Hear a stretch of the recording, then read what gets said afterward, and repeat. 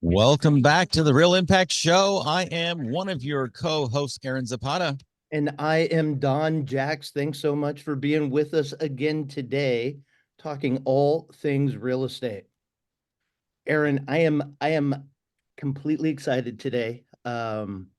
We have a different format today. We have a guest speaker. For those of you watching us on YouTube, you can see. For those of you listening in, you're in for a treat today. We have Mr. Chris Speicher of the Speicher Group here. Chris, thanks so much for being here. Yeah, you're very welcome. I'm excited. Same here, same here. Chris and I have known each other, I think, over a decade. It seems like Chris now, going Yeah, way back with some real estate conferences and coaching and training over the years, and just as you just said before we got on, protectors of the ecosystem of this wonderful world of real estate. yeah. So for the seven people that might be listening and not knowing who you are, Chris, Sharon, I mean Chris, tell everybody a little bit. What's the backstory for Chris and the Spiker Group? Yeah, so I'll try to make it short and sweet. My wife and I have been operating a real estate team now for roughly 13 years, 13, 14 years.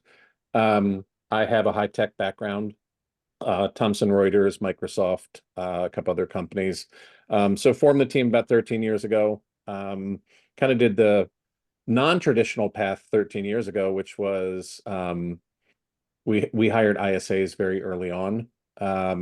So 13 years, fast forward, went from Remax to Long and Foster. Then we joined Real about 10 months ago, about 9 months ago, something like that. We have three teams that we run and operate. So we have our core team, our core market, so serves the greater Washington, D.C. area, Washington, Virginia, and parts of Maryland. Then we have a second team down on the Eastern Shore, so Ocean City, Maryland, Rehoboth Beach, Delaware, Fenwick Island, Delaware, that area. And then we've got a third team, which serves the island of Maui, where we lived the last 6 years. So yeah, three teams, operate them all remotely, have for several years. I could go into stats, but I don't think the stats are the most relevant. We do a lot of transactions. But yeah, we have about 40-ish people on the team across the three teams. That's fantastic. That's fantastic. And real quick, just because I know before we go on, what did you do before you got into real estate, Chris? I mean, Yeah, getting so into real estate 13 years ago and starting three y- teams. yeah, so right before I got into real estate, I helped a colleague of mine launch a companion animal pharmaceutical company. The 10 years prior to that was with Microsoft in their sales and marketing organization for certifications. So if everybody remembers back in the heyday, Microsoft certified this, that, the other. Kind of ran the sales and marketing org, or was a member of the sales and marketing org for North America, South America, and parts of Europe. And then, it's funny that this is a great little tidbit. I was walking out the door one day to go to work. I was commuting from the greater Washington area up to Baltimore.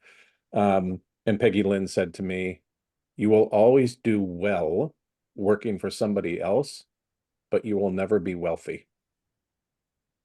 And that was the bomb that sat in the back of my head for a long time until it went off. And I was like, well, if we're going to do this, let's do this. And let's go big. And that's what convinced you to get out Yeah. of the corporate world and what you were doing and join your wife in the real estate world. Yeah. And from the outside looking in, and I'm sure a lot of people can appreciate this, I was like, wow, you don't work that much and you make a lot of money. The famous Yeah. real Famous estate last observer. words. Yeah. Yeah. Wow. You So like houses and you like people, so I mean, it's a Right. I watch fit, Chris. HGTV, so I'd be good at real estate. that Absolutely. is right. You know how to stage a house, you know how to drive a nice car and hold an open house, and you're good to go. So Chris, your wife was in real estate before you joined. Is that what I just understand? Yeah. So she's been in for about 33 years. Okay. Yeah, this has been a full-time, more or less a full-time career for her, most of her adult life. So, yeah, she's been in it. She is the single best client-facing agent that I know. Um, from negotiating to NLP to just listening to clients. Um, she is the best. But what she lacked was technology, organization. Like when I joined her, and not organization in a negative way. Like when I joined her, I said, can I see the sales pipeline? And she was like, the what? I'm like, Yeah. okay, well, it's somewhere to start, right? And she wasn't using DocuSign and she had no idea what Zillow was.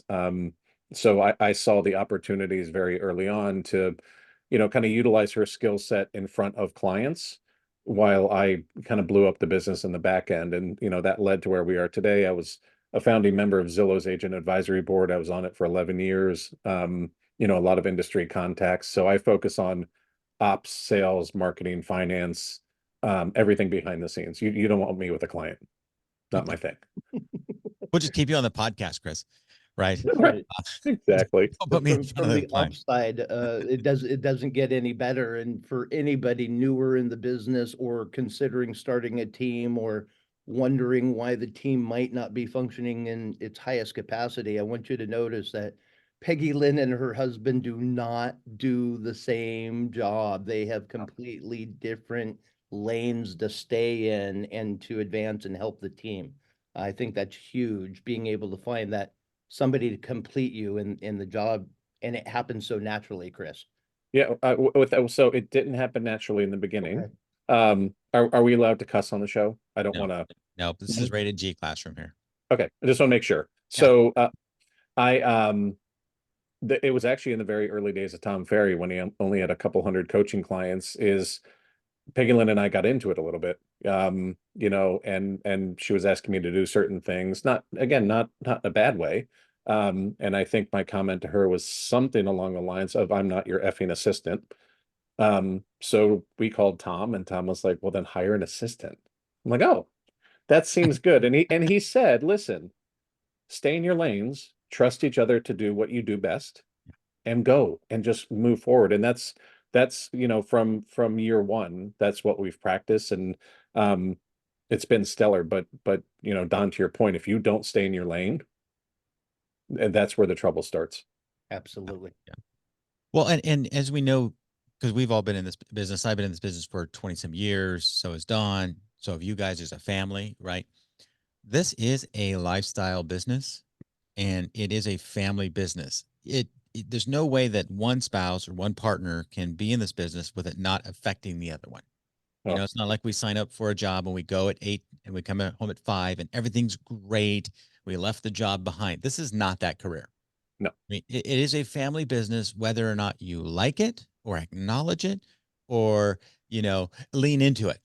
I watched an Instagram video today and it was a guy saying, my wife's a realtor. Of course I'm the handyman. Of course I've got the kids on the weekend. Of course and he's just kind of making a joke at it and his wife posted it, right? Was that Nicole? It was, yeah, Yeah, right. So I I saw it saw too. her post today and I'm like, okay, it is a family business. And we have to navigate those dynamics. In fact, when Don and I have taught and coached, trained like 300 agents between the two of us locally here in Southern California. Mm. And we always tell them, if you don't have the support of your spouse, it is going to be difficult because they're not going to understand. And Right. Chris, I like what you Close said to, there. if not impossible. Yes. Yeah. Yeah. And I like what you said there because oftentimes we see this where the spouse is trying to correct or improve upon or give advice to the practicing realtor and so that they could do better to bring more money home, right? How Oh yeah. does that go? That's always a solid choice. Yeah, right?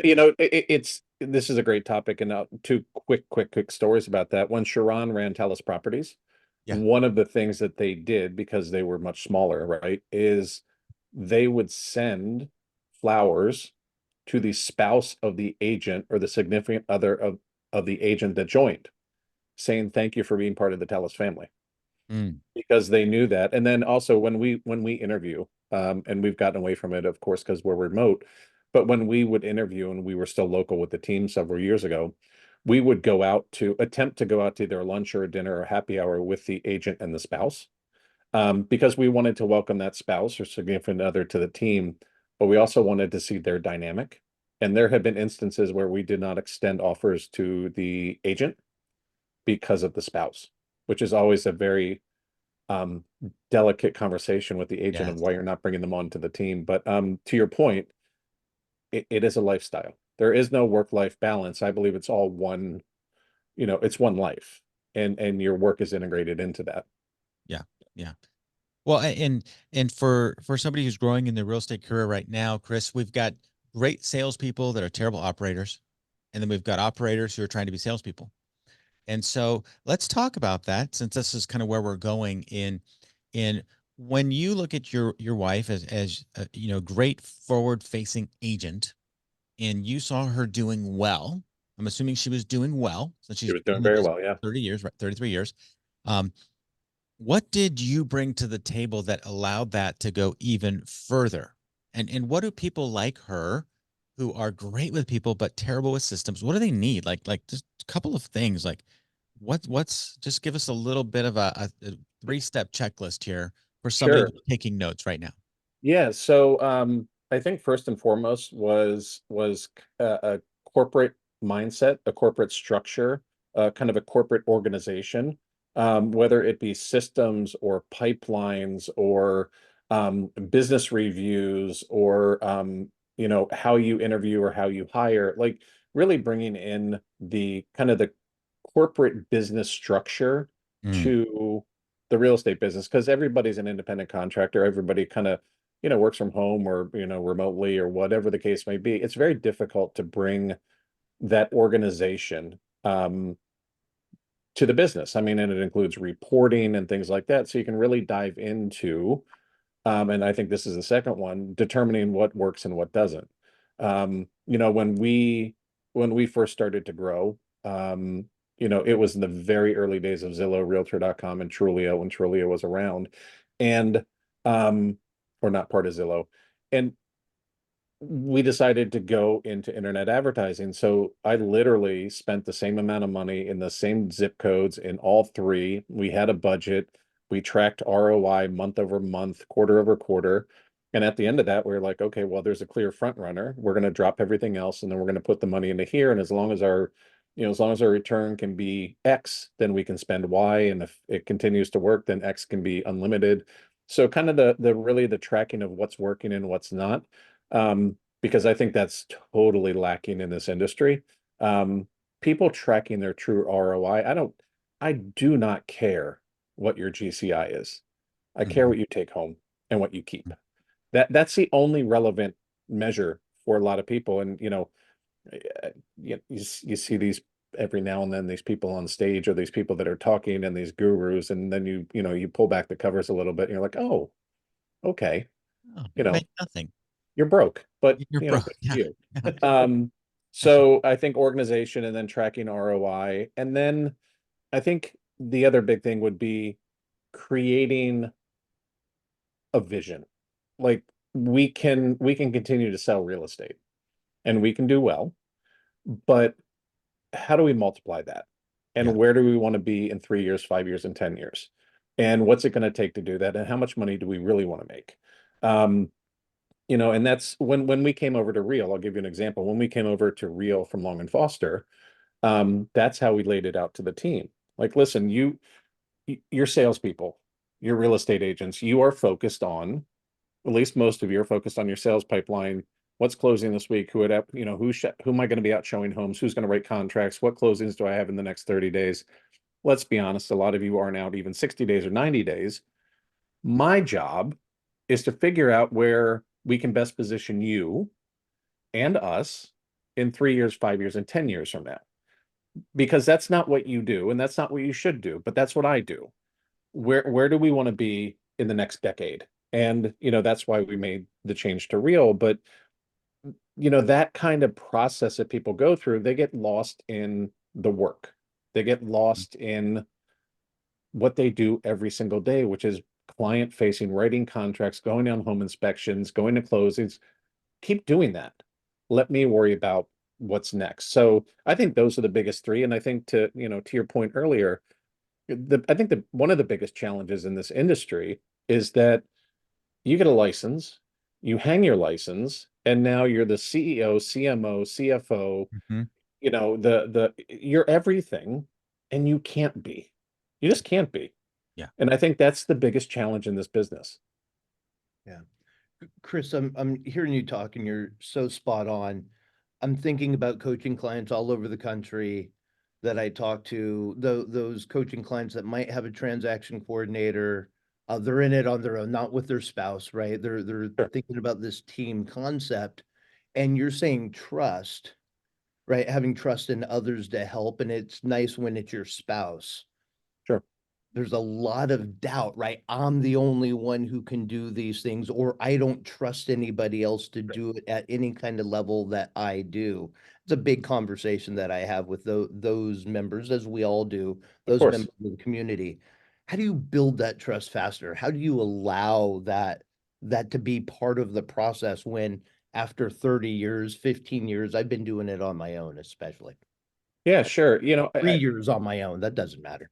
Yeah, totally. I mean, I think, back in the day, Tom said something that has stuck with me forever. Like, if you don't hire an assistant, you are one. Like, you Mhm. can't, you are not a subject matter expert in everything that you do. And let's say that somebody isn't as good as you. Let's just pretend for a second. Let's say they're 90% as good as you. That's just fine because you can coach them on the other 10%. Yeah. And by allowing people, and this is how we work with our team, by allowing people to work in the place or in the role or in the capacity that allows everyone else on the team to go out and do more and sell more and be more successful, you create success overall, right? You know, I I don't I don't want to, put together social media posts. I don't want to, put together a brochure. And, I don't want to do a transaction, I don't want to do transaction management.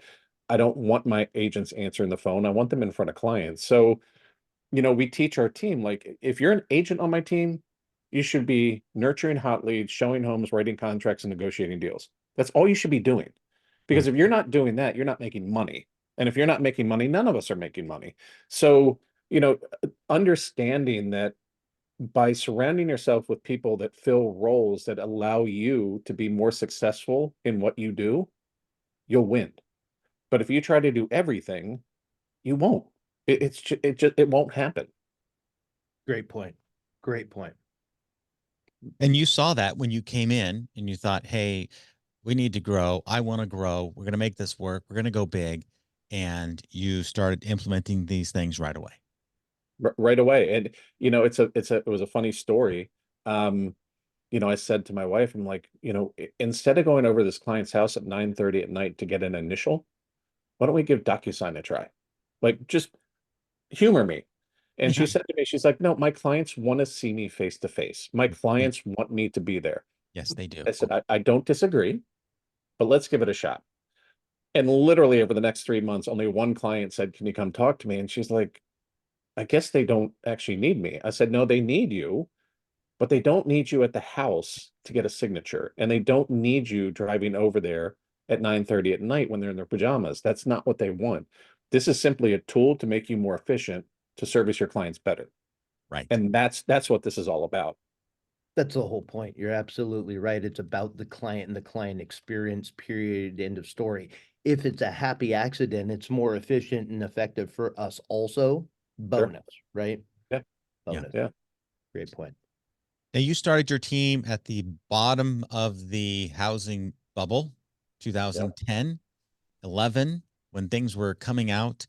And so for the last 14 years, you being part of the team has been on an upward cycle, except for the last 2 years. Yeah. And things have become constricted and strained. And so I want to talk a little bit about just dealing with the transition of the market, because a lot of agents that are, as I think Tom Ferry says, they are, fading winners, right? They're the ones that are sailing off into the sunset and they can't figure out how to get back in it. They can't figure out how to get back into the game. I want to talk a little bit about handling transition and change. But before we do that, can you tell us a little bit about your experience when you were living in Hawaii during the fires? Sure. Yeah. Now if I get emotional, I apologize. So Apologies. We we are all emotional. yeah, we ran the company from Maui, specifically Lahaina. Um, so we ran a team of the team of three out there, and then the rest of the team we ran remote. Um, and then the fires happened, right? August 8th. We were not, our home did not burn down, but there were multiple fires as part of the much larger fire that everybody knows about. And the direct impact was about a mile from us. Um, I mean, I could go into all the gory details, but let's just say that the day of the fire, we couldn't find, most of our team members, because communication was gone. I don't know how much of that made the news because I couldn't see anything, but we lost TV, internet, electricity, um, Wi-Fi, cell service for weeks. We had no idea what was going on. So, the night of the fire, we had a knock on our door, and it was one of our team members who we couldn't find. She showed up with her 5-year-old, her husband who had COVID, and a dog and a cat. And we welcomed them into our home, because they lived in Lahaina, downtown. Um, it was a scary time. We kind of turned our home into a hub for a lot of people because I plugged into my next door neighbor's solar panels. So we did have some electricity. We had some hot water too. Um, and then a good friend of ours, Greg Schwartz at Tomo Mortgage, actually sent us a Starlink. So about 2 weeks into the fire, we could actually get online. So we brought a lot of people over to that house to get online. Um, but between waking up that night and seeing the fire department out front spraying all the houses on my block because we were the last line of defense going north, to 3 evacuations and just the psychological toll it took on us, we decided to move. So the fire was August 8th. We sold and bought a house and moved back to Maryland down on the Eastern Shore on October 1st. We are still running the team out there. We are still close with the team. We unfortunately just lost one of our team members.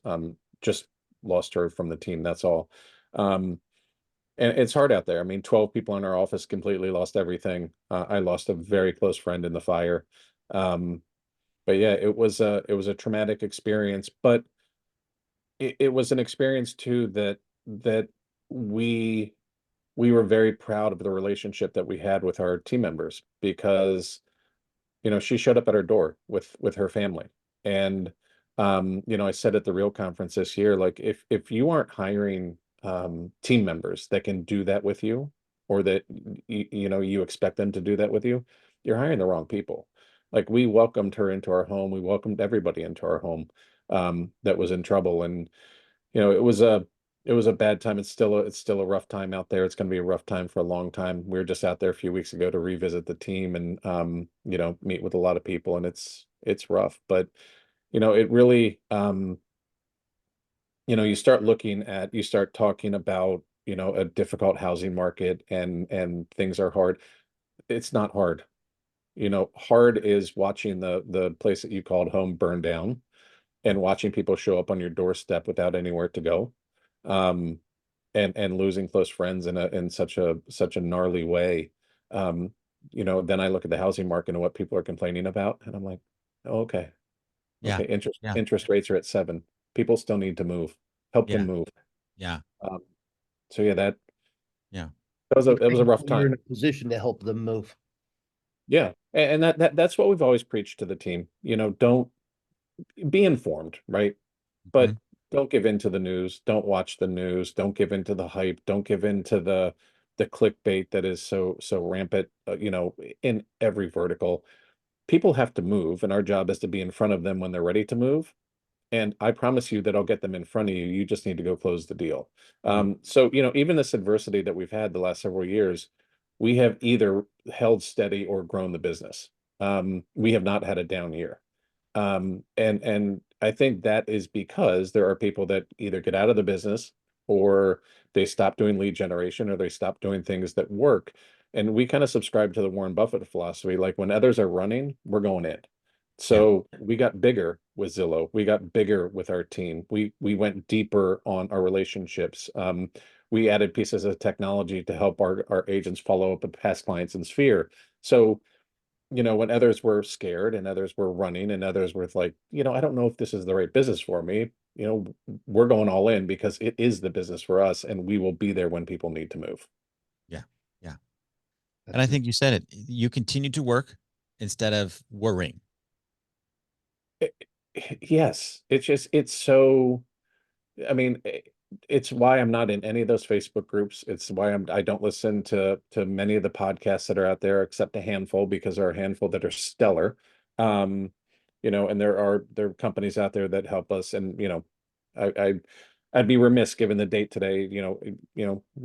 God rest Steve Harney's soul. There are people out there that can preach the truth and cut through the noise and cut through just the constant negativity that is kind of our society right now for a lot of people. Right. And once you cut through that and you work and you put your head down and you work and you stay positive and you know that people have to transact and you're going to be the one that helps them transact, you're going to win because Right. everyone else is going to lose. Right. That's right. That's right. It's the thinking about the thought that gets everybody in trouble. Have the thought and go to work, right? Let's keep going to work. And the noise, the distractions, it's a lack of focus for so many people today because of all that noise going on. You seem to have been able to bring that focus and bring that reminder to the team, regardless of the circus that's going on, the tragedy that's around us, whatever it is. We Yeah. still have a job to do and clients to serve. Yeah. I mean, and I can't like make my team do anything, but we preach to them. We don't watch the news. Right. Especially when we're in Hawaii, the news was weather and surfing. Like, okay, I'll watch that all day long. All day But long. we don't watch the news. Like, if something big happens, we'll find out about it. We'll read Somebody's about it. gonna tell you. My Yeah, mom will call me and let me know. yeah, exactly. We'll see it. So yeah, just cut out the noise, cut out the distraction, cut out the negativity. And what we've always said to our team is like, listen, if you give us 2 hours a day, 5 days a week, like do what we tell you to do 10 hours a week. I can guarantee you'll be wildly successful. But if you can't dedicate 10 hours a week, then this is probably not the business for you. And the ones that do, knock it out of the park. Like, I need you uninterrupted, headphones on, head down for 2 hours a day, 5 days a week. And if you want to spread that out to 7 days, rock and roll. But the ones that are able to do that, and we compare it to fishing. You have to keep throwing lines in the water. You have to keep doing it.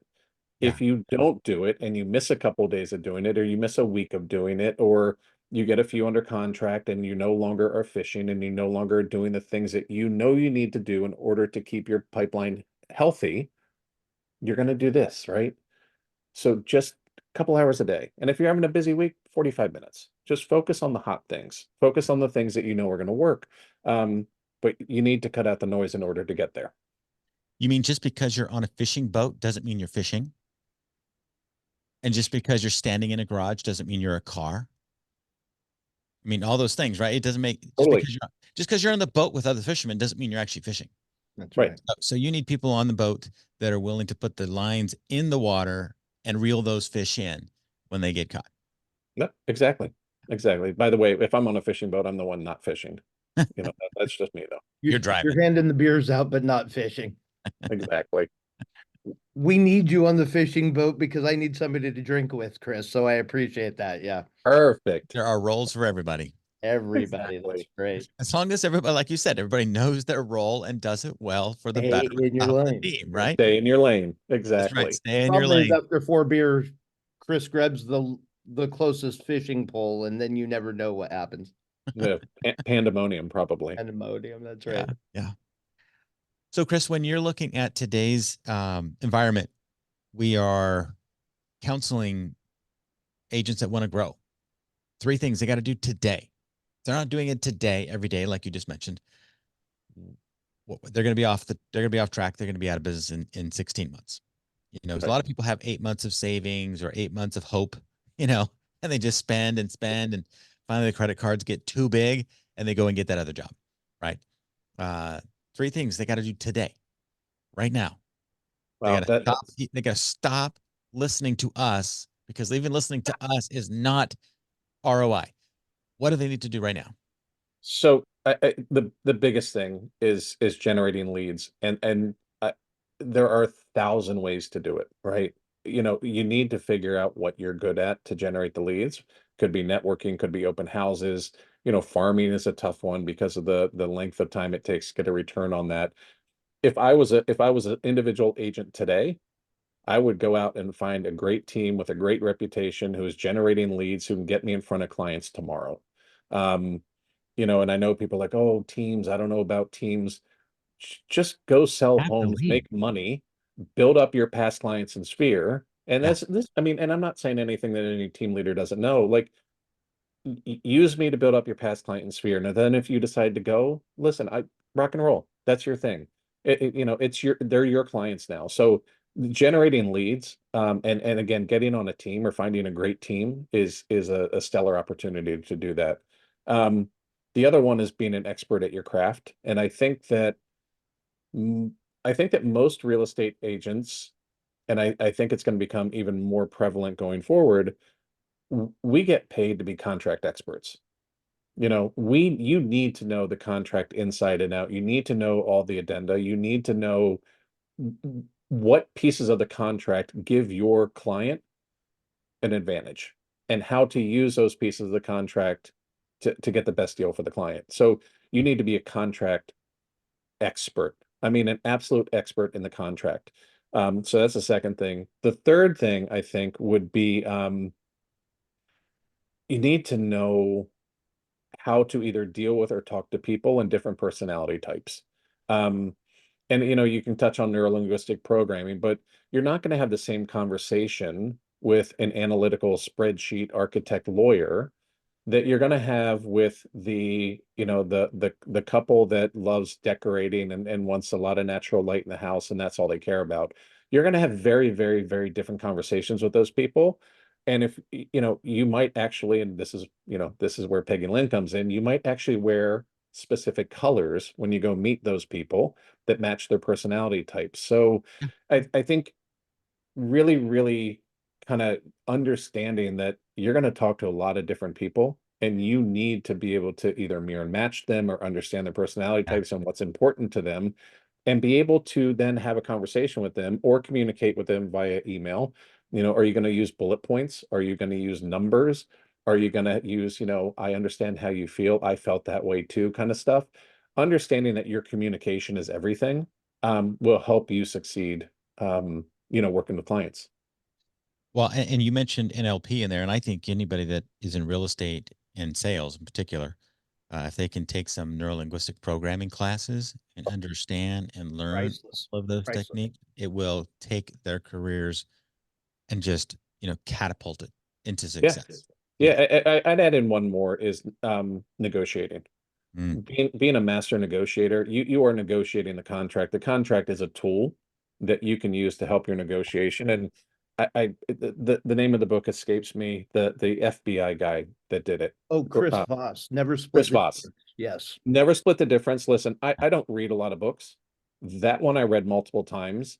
If you can master the negotiation and understand where the other person is coming from, holy mackerel, it's a game changer. But that one, and I think that that's part of the contract piece. Being a master of the contract and being able to negotiate that contract on your client's behalf and understanding who you're negotiating against and what the best way to negotiate against that person is, you win.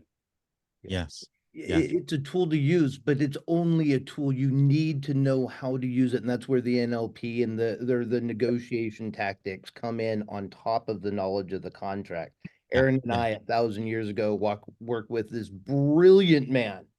His name started with a W, and that's as far as I'm going to go. And he was brilliant, the smartest man I knew about a contract.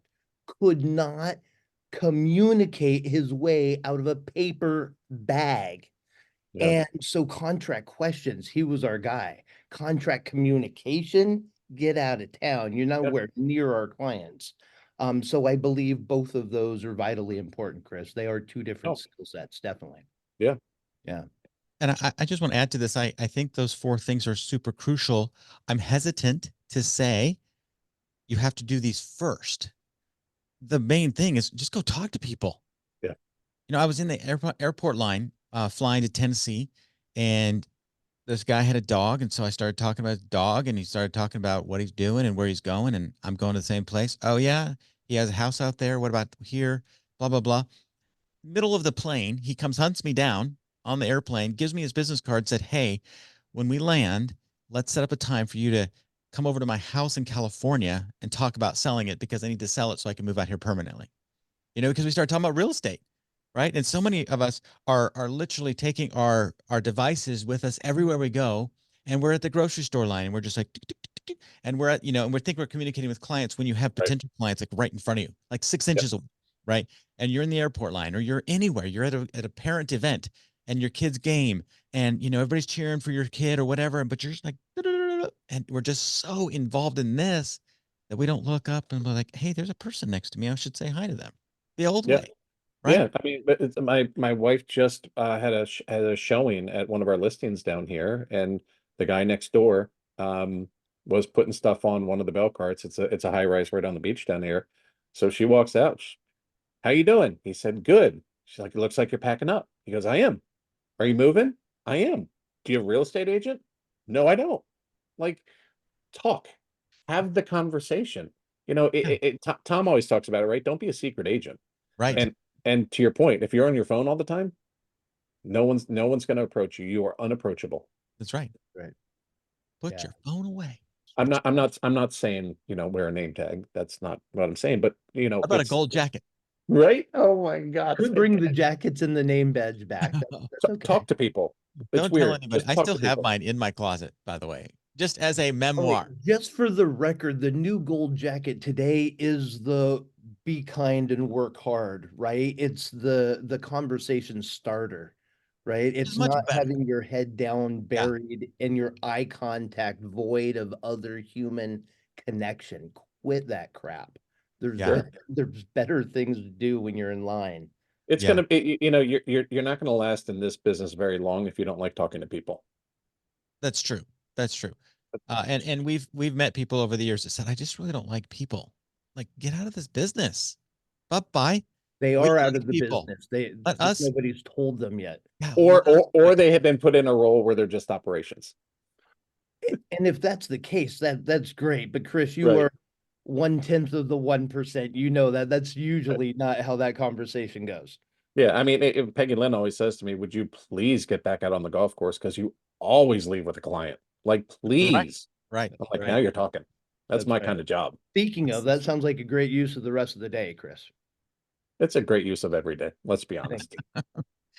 Well, Chris, I know we could have gone 1,000 other different directions and gone super deep. Here's what I'd like to do is right now we know there are some agents that are in the markets that you serve. They've heard your name, they saw our podcast, they looked you up somewhere, they're listening to us right now, and they're thinking, he said that thing about teams. I think I should call him. Maybe we should talk. What is the best way for people to get a hold of you? The best way would be either texting me, which would be 808-495-7345.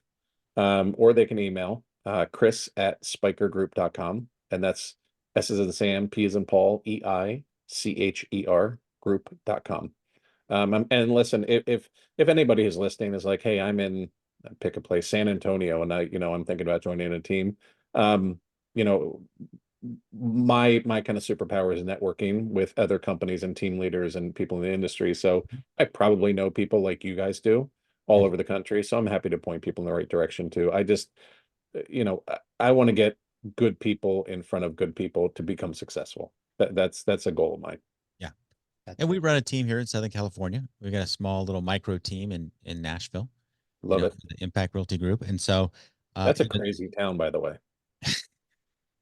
it I is. had no idea. I went there a few years ago for a Zillow board meeting, and wow, Yeah. wow. Yeah. Yeah. It's the Yeah. Vegas of the South. Nashville's so much fun. Franklin, the town right over from Nashville. Is that where the Absolutely. barbecue is? Franklin Barbecue?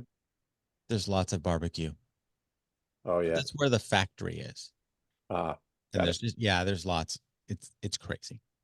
Well, But Chris, you know before what? we People we put get out of here, I just want to say yeah. to you and Peggy Lynn and your team and everybody on the island, we send our love and our Yeah. prayers. We know there's so much hurt and pain and recovery Yep.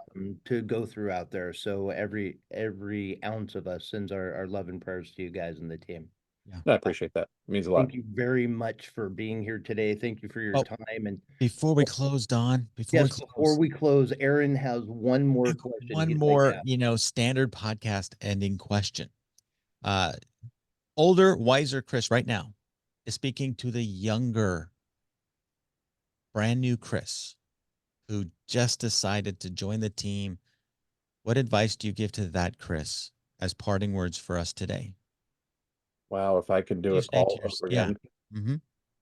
In Focus. today's market, in today's market.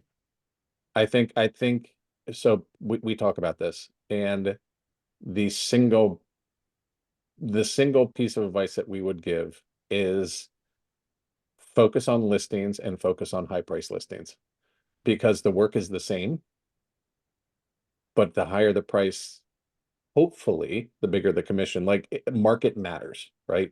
Um, and it's going to be much easier to list than and it's going to be a much better career choice to list than I think to be on the buy side. But focus on high price listings, and how you get into that market.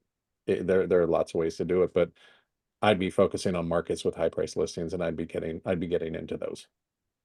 Because I tell you what, and you guys I'm sure know, when you get your first commission check that's six figures or higher, it's, I mean, your jaw drops, because Sure. it's the same amount of work.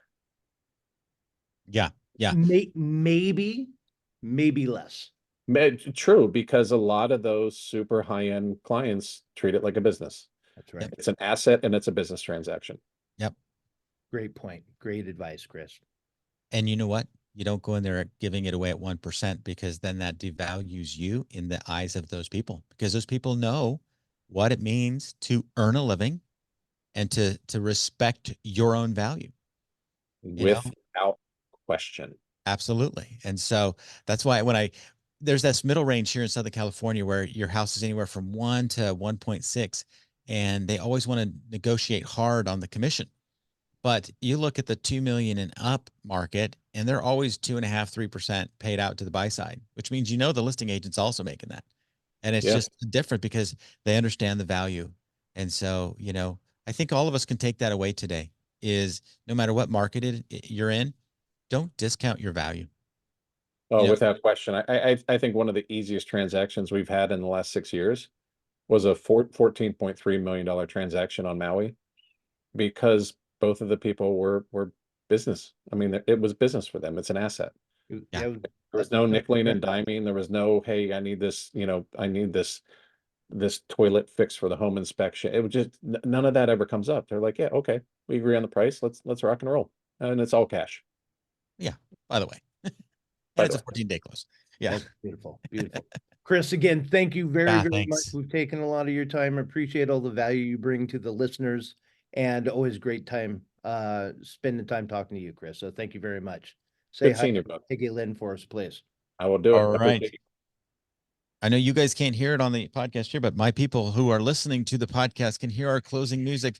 You've been listening to the Real Impact Show. I'm closing it out here. I'm Aaron Zapata with Mr. Don Jacks. We've had a special guest with us today. His name is Chris Speicher with the Speicher Group. He's all over the nation, and he gave us his number, but I'm going to give it to you again here so you can reach out to him at 808-495-7345. That's 808-495-7345. And if you'd like, please like the show, subscribe, share it with somebody you think that needs it, and listen to it again if you want, because we know that the insights he brought us today were very valuable. And we wanted to thank him for his time and wish him God's bless for him and his family and his team as they go through and continue to grow and learn and manage to improve our industry. Chris, thanks for being with a guest with us today.